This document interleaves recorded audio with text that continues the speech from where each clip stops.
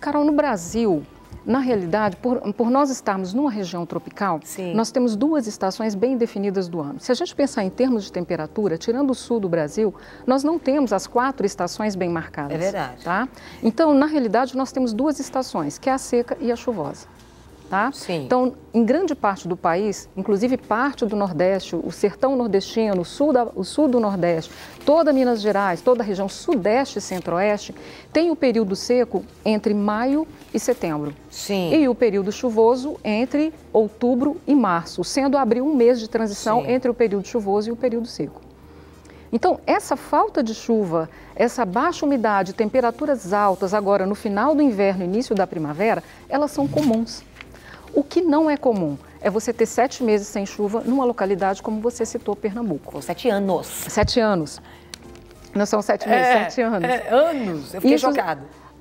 Aí você tem uma anomalia climática, tá? E não é à toa que o sertão chama sertão. A gente está ali numa região semiárida e que, inclusive, faz parte de um estudo internacional, né, coordenado pela Organização Mundial de Meteorologia, uma instituição vinculada à ONU, que coordena o trabalho de meteorologia e hidrologia no mundo todo e inclui o Nordeste brasileiro no processo de estudo de desertificação. Tá? Minas ainda não está nesse, apesar de nós termos uma parte semiárida, que parte do Nordeste e do Vale do Jequitinhonha, do Nordeste e Norte de Minas, está no semiárido, a gente ainda não tem essa perspectiva de desertificação como é o sertão nordestino. Agora eu pergunto para você, com relação a essa questão, quando você fala sobre estações definidas, sempre foi assim ou cada dia a gente está tendo isso menos definido? Cada dia que o homem não vem cuidando do meio ambiente, cada dia que... Depois eu vou perguntar o que a gente pode fazer para melhorar. Cada dia, isso tem piorado? Como que tem sido esse estudo, esse processo? Bom, se nós pensarmos em termos de clima, né, lembrando que clima é um longo período de tempo, características médias verificadas num longo período de tempo, sempre foi assim. O que acontece agora é que esses efeitos eles estão mais intensos, sim, principalmente nos grandes centros. Então, falam muito com a gente. Belo Horizonte tinha um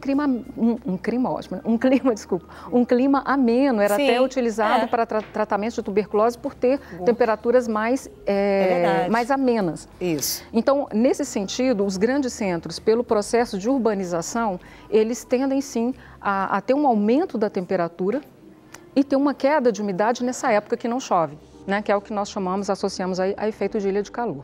No restante da região, a gente não percebe essa característica tão gritante em relação à ação humana. Entendi. Mas, lembrando, nós estamos num período de variações climáticas ou de mudanças climáticas, seja como queira dizer, independente de ser humano ou natural, a gente está passando por um período de mudança.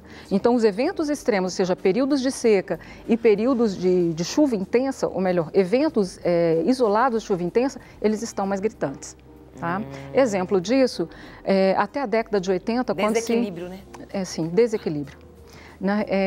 Até a década de 80, quando se falava em seca, pensava sertão nordestino. No início dos anos 2000, nós tivemos secas recorrentes no sul do Brasil.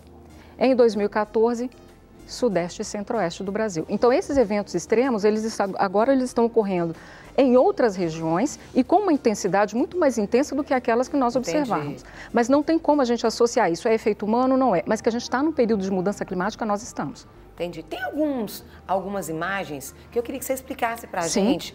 Então, vamos colocar a primeira na tela. Esse mapa aí, explica para a gente. Bom, esse mapa, como o Instituto Nacional de Meteorologia, ele está vinculado ao Ministério da Agricultura, Pecuária e Abastecimento, nós fazemos um monitoramento voltado para o agricultor. Sim. Tá? Então, o que nós consideramos de dia seco? Nessa época do ano que não chove, dia seco para a gente é quando eu tenho um total diário de chuva inferior a 5 milímetros. Porque para a meteorologia, chover 1 milímetro é chuva. Sim. Mas para a agricultura, eu preciso de no mínimo 10 milímetros para eu ter a umidade do solo e isso ter um benefício para a agricultura. Para a gente não ser tão radical como na meteorologia, 0,1 é chuva, e também não tão criterioso como na agricultura, que 10 milímetros é chuva, nós consideramos um valor intermediário que é 5 milímetros. Por quê? Sim. Se eu tiver 5 milímetros depois de 90 dias secos, isso não vai me dar umidade suficiente para a agricultura. Tá? Ok. Então, aquele mapa está mostrando isso. Onde não chove essa quantidade desde que se estabeleceu o período chuvoso, desde a última chuva. Né? Então, se você olhar onde está muito vermelho, ali no norte de Minas, eu tenho mais de 130 dias sem chuvas. Ou seja, naquela região, no dia 18 de setembro, eu tenho mais de 4 meses que não chove. O que isso quer dizer? Naquele setor do estado, a estação seca começou antes. Tá? Se nós pegarmos a região metropolitana onde está Belo Horizonte, a gente está ali na faixa entre 90 e 110 dias sem chuva. Há 3 meses não chove aqui. Aí você vai me perguntar, isso é normal? Sim, é normal. O que agrava a situação de seca? A gente está no período, a gente está caminhando para o final do período seco. Certo. Então, nessa época do ano é normal a gente ter baixos índices de umidade e temperaturas elevadas. Por quê? Predomínio de céu claro, maior incidência de radiação solar à superfície, isso vai fazer com que eu tenha um aquecimento maior do ar. Tá? Até para entender depois os mecanismos de melhorar a sensação para a gente, o que é a umidade do ar? O que fornece a umidade para o ar? A evaporação da água que a gente tem em superfície. Então, numa época, eu tenho mais de 3 meses sem chuva. Evaporação não vai parar. Eu tenho radiação incidente direto. Então, está evaporando aquilo que eu já não tenho. Por isso que fica tão seco e eu chego a índices tão críticos. Um exemplo fácil para a gente entender por que nessa época do ano é mais fácil secar roupa. A evaporação é muito mais intensa. É verdade. Tá? Para receber todas as novidades do canal, inscreva-se. E se curtir o vídeo, clique em gostei. Aproveite para acompanhar a Rede Super nas redes sociais.